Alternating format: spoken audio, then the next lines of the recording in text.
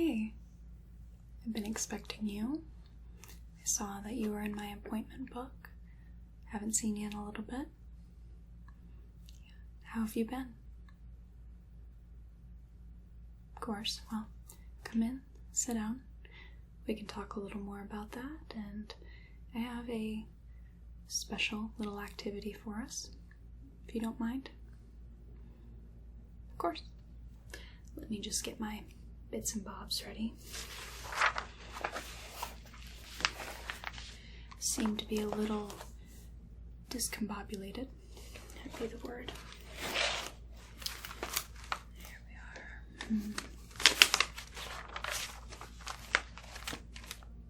Okay.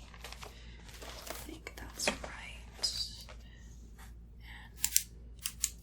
And need a pen. Okay. So, tell me a little bit about anything you've been up to, how you've been feeling lately. Just like to take some notes. Okay, today is it's the 1st of January, 2019. Going to be writing 2018 for some time now. Alright. So, how has your mood been lately?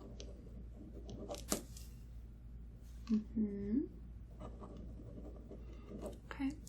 Have you been struggling at all with, those seasonal changes that tend to make us more fatigued, more irritable, sometimes depressed even, a little bluesy? Okay.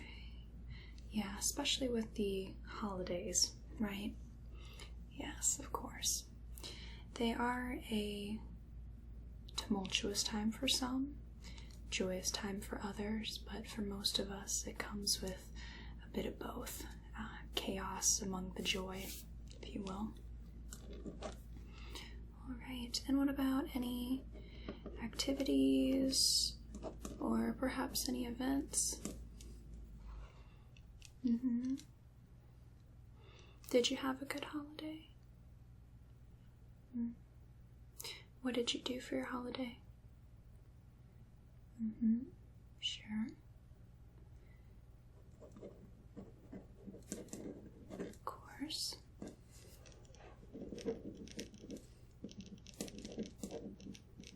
Alright, I'm going to change my pen here.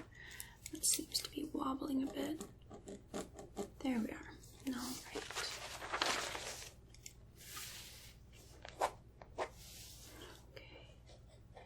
And have there been any particular hardships that you've been under lately?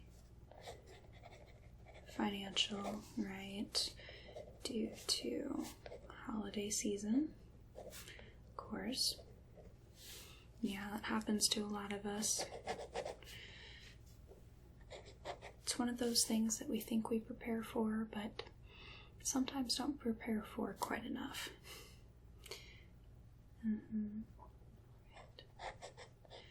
Okay, any other particular? Yeah, just the whole season can be difficult. Not only is it in the winter and it's cold, not a lot of people like the sort of weather that we are currently in. Yeah, just seems to heavy our minds a bit more than usual.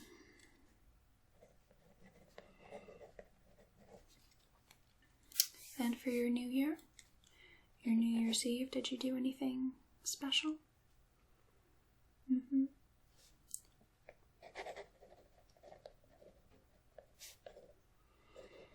Yes, partially the discombobulation is due to the changing of the year, and everybody gets a little odd.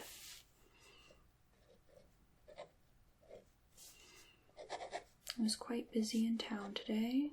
Interesting commute. But everybody will be back to normal within a few days.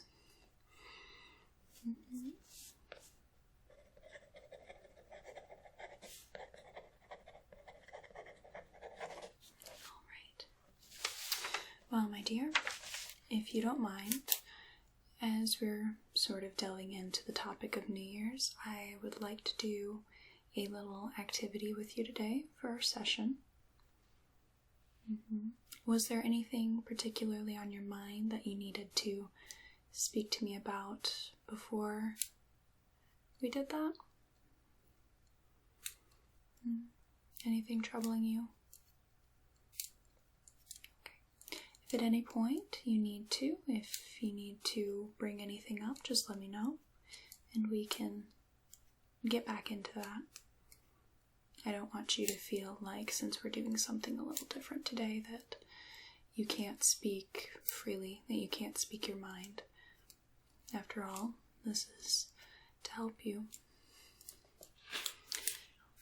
Alright, let me get into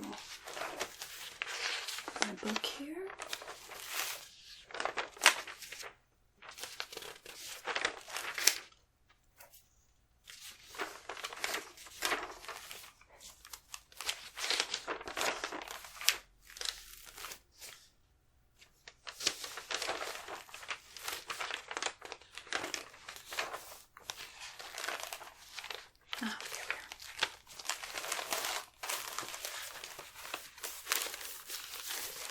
So this is a little exercise that I will give you these pages afterwards. It's the 1st of January 2019. I always like to put the date in the corner. And this is going to be a New Year's resolutions sort of activity. There we are. Nice clean sheet. Nice title, nice date. So, today I want to discuss with you about New Year's resolutions and the things we can do to aim to help make our new year a new beginning for us, and not to be so melancholy or really difficult, but as we know, time is a concept, and really we can do any of these things. We can aim to change our life at any point. However, humans are, for the most part, natural procrastinators, and we do like to set dates for things. We like to set goals, and New Year's is one of those big goal-setting dates. So even though we can aim to change ourselves and to do things quote-unquote better, more efficiently, we can do that at any point. This is a good time for us to really be encouraged and motivated to actually set those things in motion.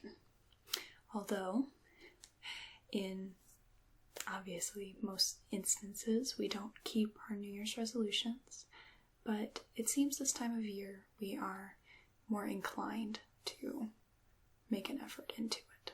So we can leap at the chance to make a list of things, a list of goals, if you will, that you would like to set for the future, that you'd like to work on, and with you coming to see me, we can work on that. And this can also help me into going forth with your treatment plan, with your sessions here. It'll help me get a better idea of what I can do to help you. Okay? So, first off, do you have any sort of resolutions already made in your mind that you would like to put down first? Okay, perhaps go on vacation. Okay.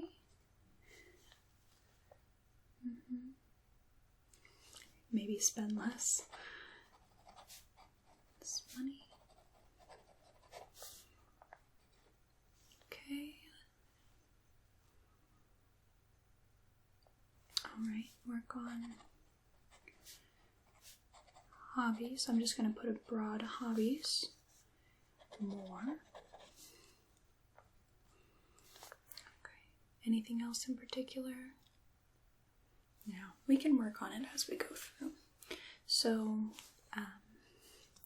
some common themes tend to be working on fitness, weight loss, or perhaps learning new skills, new languages, working on our own natural talents that we have already, as you have here, work on your hobbies more, vacationing, spending less money.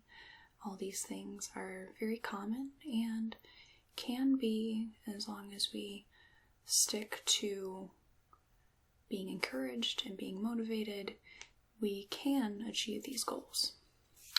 Now, some other things that perhaps for you that I would like you to think about is that we tend to get very self-critical, especially when all these goals that we have made for ourselves don't immediately materialize, right? We get a little frustrated when we work for a week or two and we're not seeing those immediate results. We get frustrated, we get impatient, exasperated, all these things, and a lot of times that's when we drop our New Year's resolutions and go more towards what we're comfortable with. And going on that, I think anyone and everyone can benefit from being okay with screwing up and being okay with having slow progress or even no progress at times. We need to be a little less self-critical in regards to moving forward. As, these things can take some time, it takes some effort, it takes some work, and we are creatures of impatience, and many times it's just not something we remember to do, is just to keep at things. We get frustrated and we give up. So something I would like you to work on is, well, in a very short word, failure. Be less self-critical and more accepting of failure. Now, failure is an odd concept because I think the only true failure is not trying something and not knowing if you're going to not necessarily succeed or succeed at something. And a big part of people's thoughts and when they look back on their lives is regret. I wish I had done this differently, or I wish I had done this, or I'd gone to this place. I wish that I had done less of this.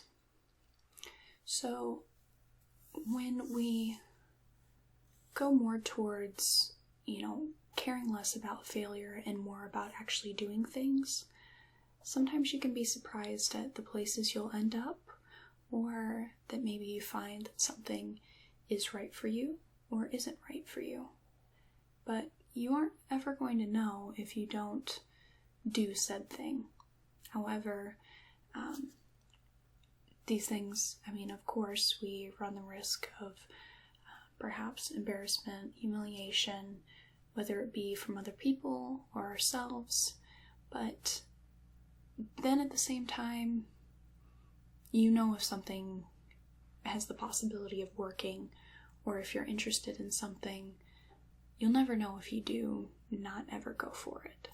So we can work on being a little more accepting of failure and being less self-critical, and we can maybe find a bit of a balance of, not necessarily jumping at every opportunity, but working on going more towards opportunities that we're interested in that perhaps we might not have tested before, just out of the fear of failure. So that would be a good one. Be less self-critical and more accepting of failure. And in that vein, another thing that we could all benefit from is to be more patient. Now, this is something I know personally I struggle a lot with. I tend to be quite an impatient person. For example, on our morning commutes, and we get stuck behind someone going slowly, or in my case, the speed limit, and we have places to be. I've found that even if I'm running late, that while I'm getting very worked up in my mind, that I think to myself, really, if I'm going to be late, I'm going to be late. No amount of fussing over it, or stressing, or trying to get around these people to, will these red lights to be green. No amount of that is going to make it so that I'm suddenly not late. If I'm going to be late, I'm going to be late, So if we can, ease up a little bit in that and be a little more patient in that, whether we're a couple minutes late or perhaps things are not, moving as quickly as we'd like them to.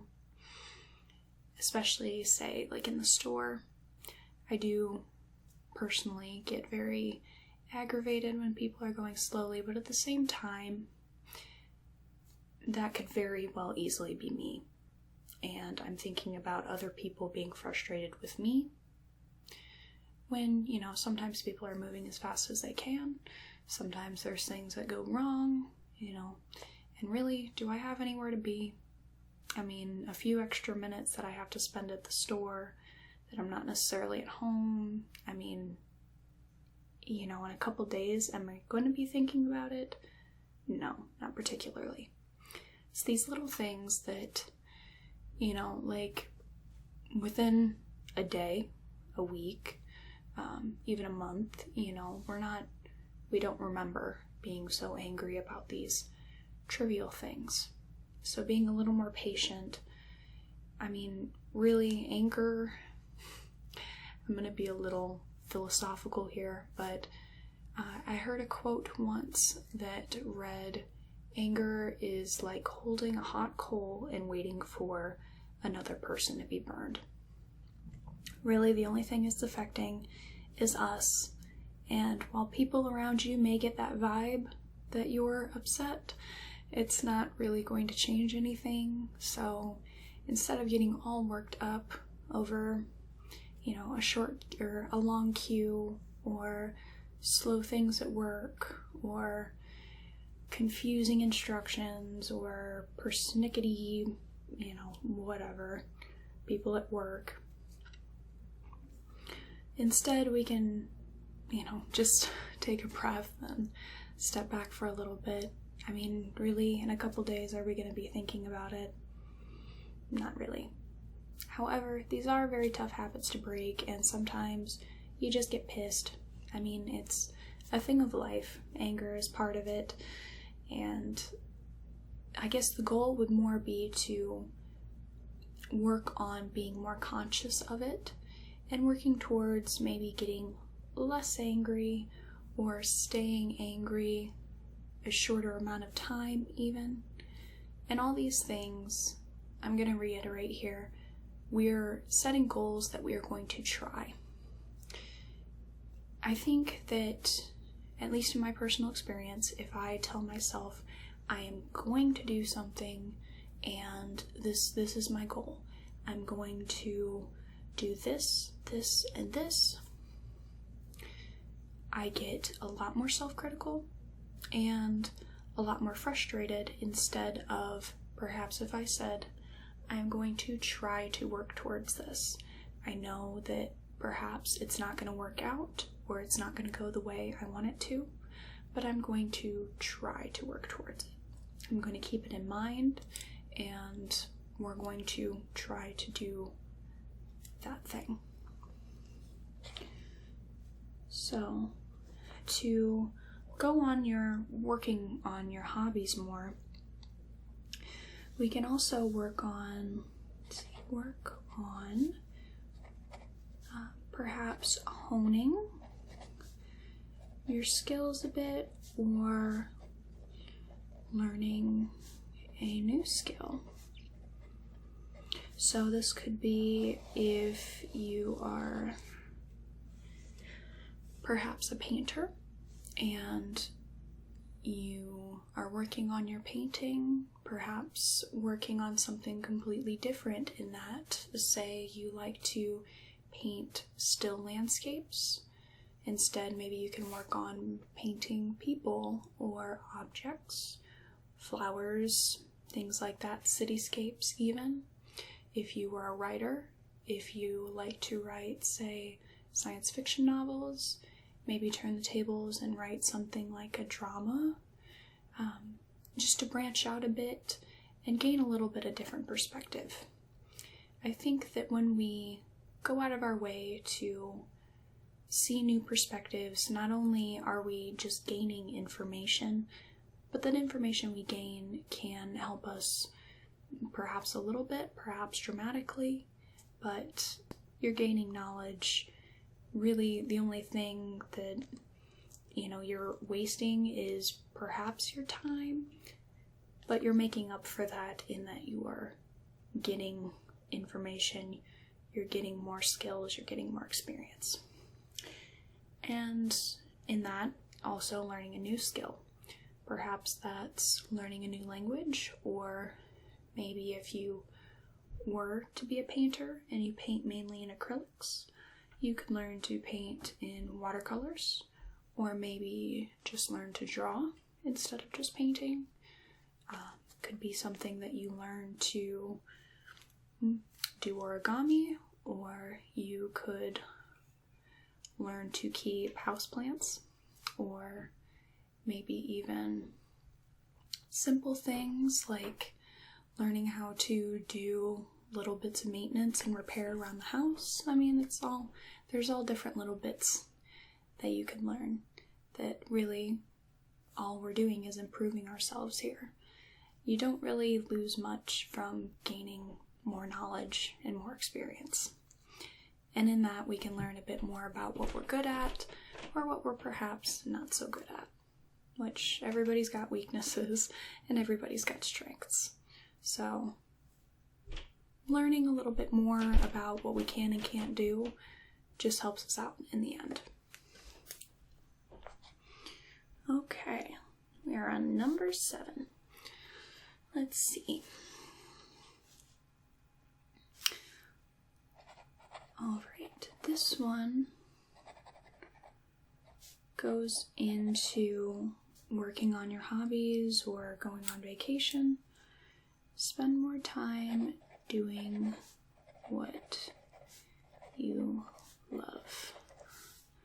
Or, in that same kind of measure, being around things that you love, or thinking about things that you love, just surrounding yourself with things that make you feel comfortable, that make you feel good, that make you feel a little bit more at home. So you could have little standbys like your favorite books or your favorite music. You could get into cooking your own, your favorite meals, and these things give us this sense of comfort that we can always come back to when we're doing things that might make us uncomfortable, like learning new things. We always have our old standbys that make us feel a little bit more grounded, make us feel a little bit more at home. Alright, let's see. Number 8. Are you thinking of any other resolutions or have any thoughts at all? Okay. Alright. Okay, so kind of the go on vacation thing. Let's go on an adventure.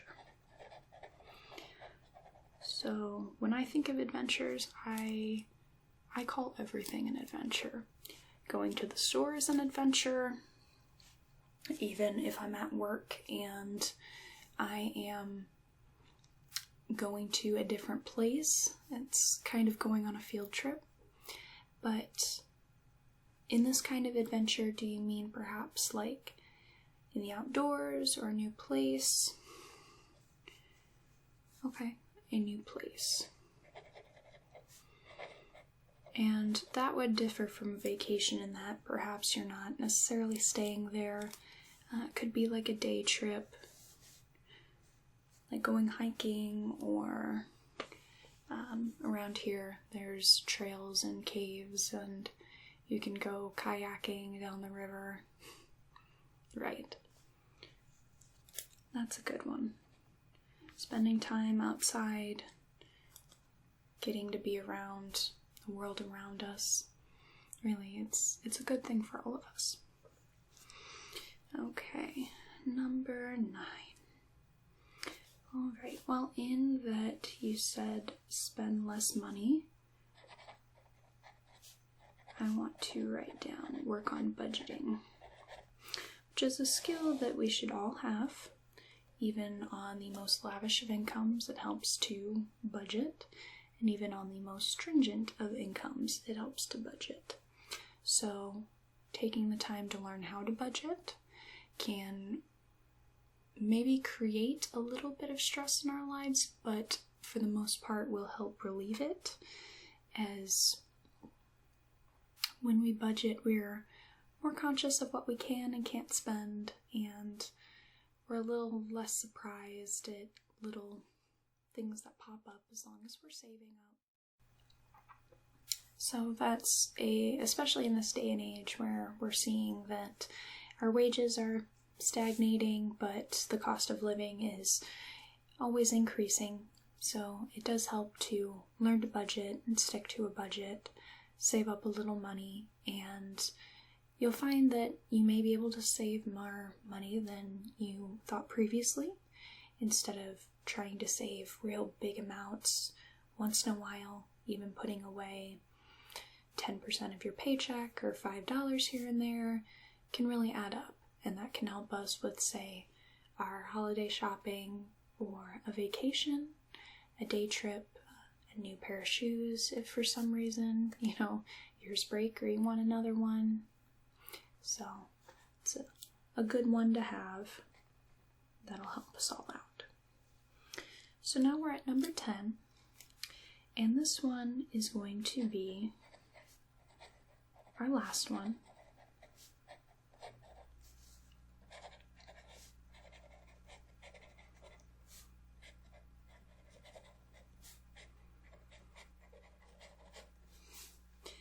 Alright, number 10. I want you to live your best life. I want you to live authentically, and I want you to live truly.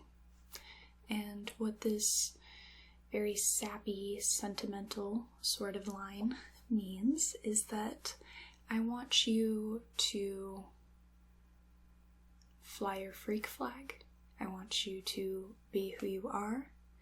I want you to perhaps accept that you're not necessarily like other people, or that, sometimes we have bits that stand out a little more than others. And instead of making an effort to fit in so much, that we can try to just be as we are. I found in my life that while I've tried to fit in or act a certain way or be a certain way, that the people that are attracted to that are not attracted to the person that I really am. So then you have to constantly put up a pretense that will appease these people, and it drags on you, and that really it wears you out.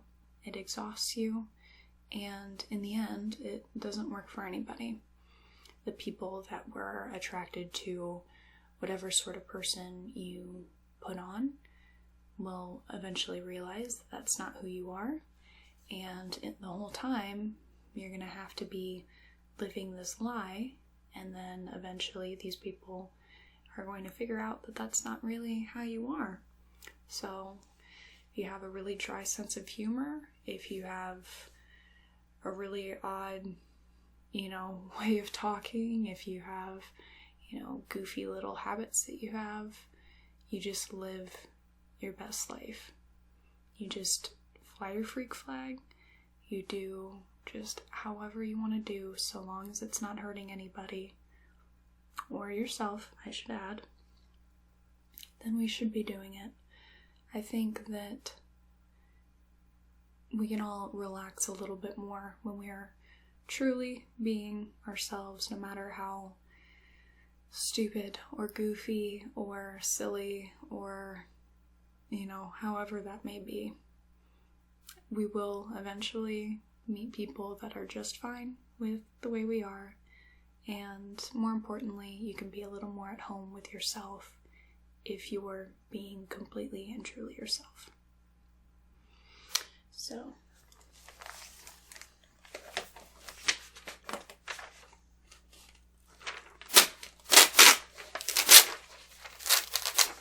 alright, I went ahead and underlined all the resolutions that I personally came up with for you, and the ones that are not are the ones that you had talked about.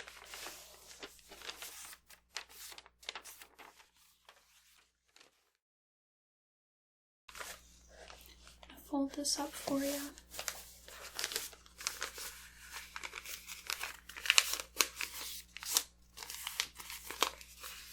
I want you to think on this and give it a real hard thought. It's not necessarily anything that you have to abide by. After all, it is your life. However, it's something that may help you out a little bit, and really anything that we can do to help ourselves out can really only benefit us. So, again, don't have to do it.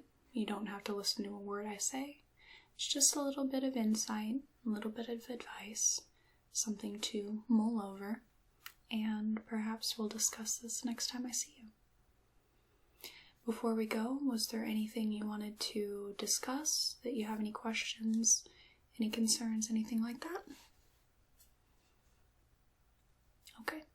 Well, you have my number. If you need anything or having any sort of crisis or need to see me immediately, you can call me and we can set something up, okay? I truly hope that you have a wonderful 2019, and hopefully we can start living our own best lives. It's really the only person we have to live with is ourselves. And at least in my personal experience, I want to limit the amount of regrets I have to think on later on. So, it was very nice to see you, dear. I hope to see you back pretty soon, okay? Alright. I hope you have a whale of a day. I'll see you later.